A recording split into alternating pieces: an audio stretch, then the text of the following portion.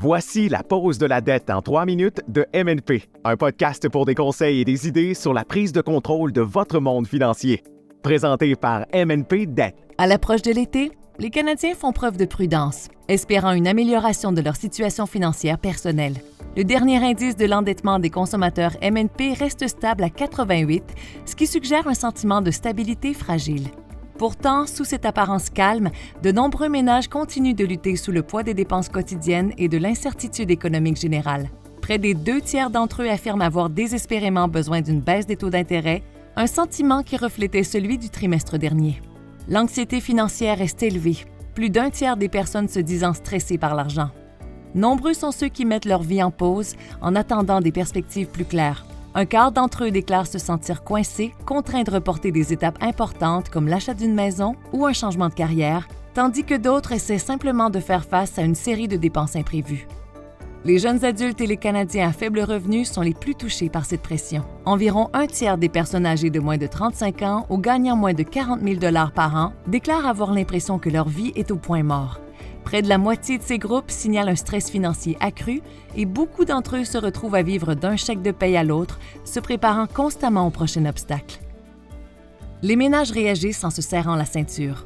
2 ménages sur 5 ont réduit leurs dépenses discrétionnaires, un tiers se constitue un fonds d'urgence et plus d'un quart accorde la priorité au remboursement de leurs dettes. Cependant, les inquiétudes persistent. De plus en plus de Canadiens craignent que la hausse des taux d'intérêt ne les pousse à la faillite et près de la moitié d'entre eux hésitent à rembourser leurs dettes, même si les taux baissent. Il y a cependant de modestes signes d'amélioration.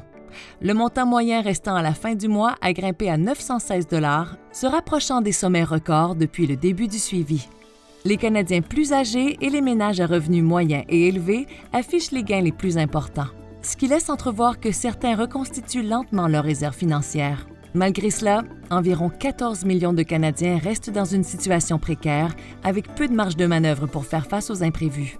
4 personnes sur 10 affirment qu'elles ne sont qu'à seulement 200 $ de l'insolvabilité financière, dont plus d'un quart se considèrent déjà insolvables.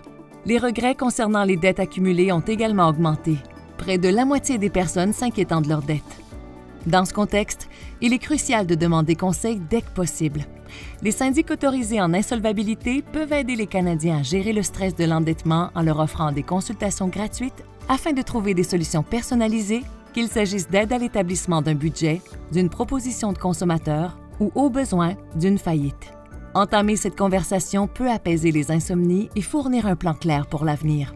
Pour plusieurs, c'est le premier pas vers la reprise du contrôle financier et un peu plus de sérénité, même en période d'incertitude persistante. C'était la pause de la dette en 3 minutes de MNP. Contactez MNP dès aujourd'hui et planifiez une consultation confidentielle gratuite pour connaître comment vous pouvez éliminer votre dette pour de bon.